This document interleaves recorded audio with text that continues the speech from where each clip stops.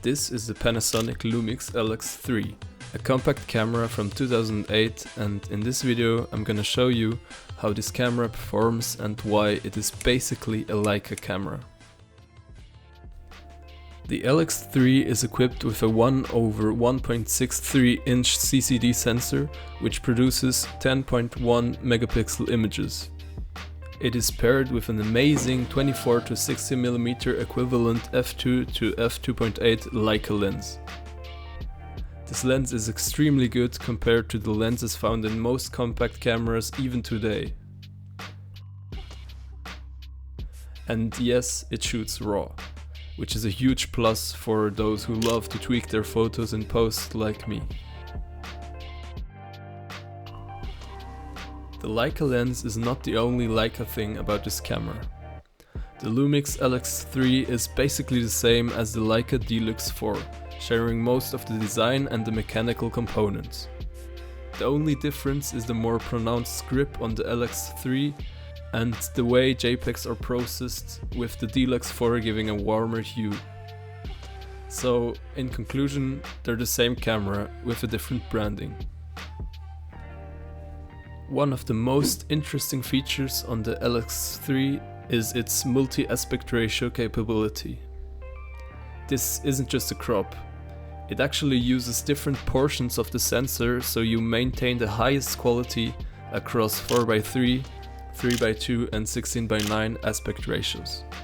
You get 10.1 megapixel in 4:3, 9.5 in 3:2 and 8.9 in 16:9. With the multi-aspect ratio capability, you only lose around 10% of the quality compared to the 25% quality loss you would get if you crop the image the usual way. Another interesting feature is the manual focusing capability of this camera. The LX3 has a minimum focus distance of 1 cm, which is great for macro photography. Here are some more photos that I took with this camera.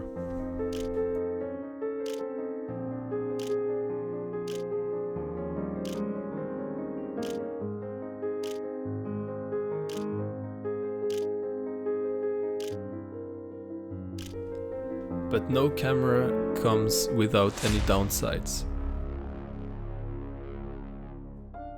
The LX3 can be a bit slow, especially by today's standards.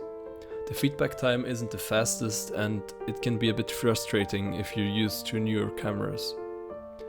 Another limitation is the zoom range.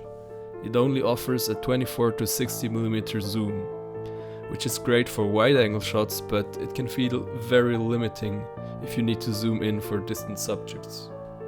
When it comes to video, the LX3's capabilities are definitely outdated. It maxes out at HD, which doesn't hold up to today's video standards.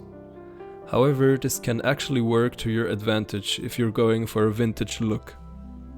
The lower resolution combined with its customizable film simulations allows you to create videos with a nostalgic retro vibe.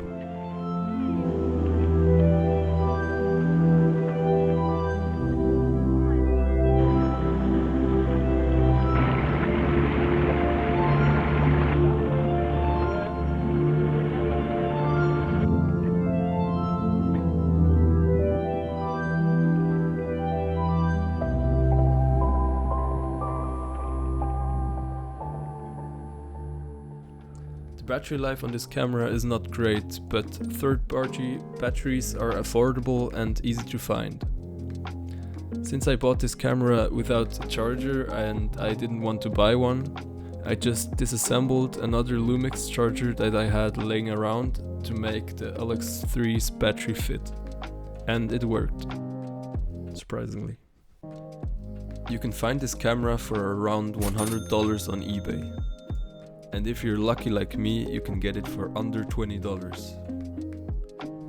All in all, the Panasonic Lumix LX3 is a very good camera with interesting features and a great lens.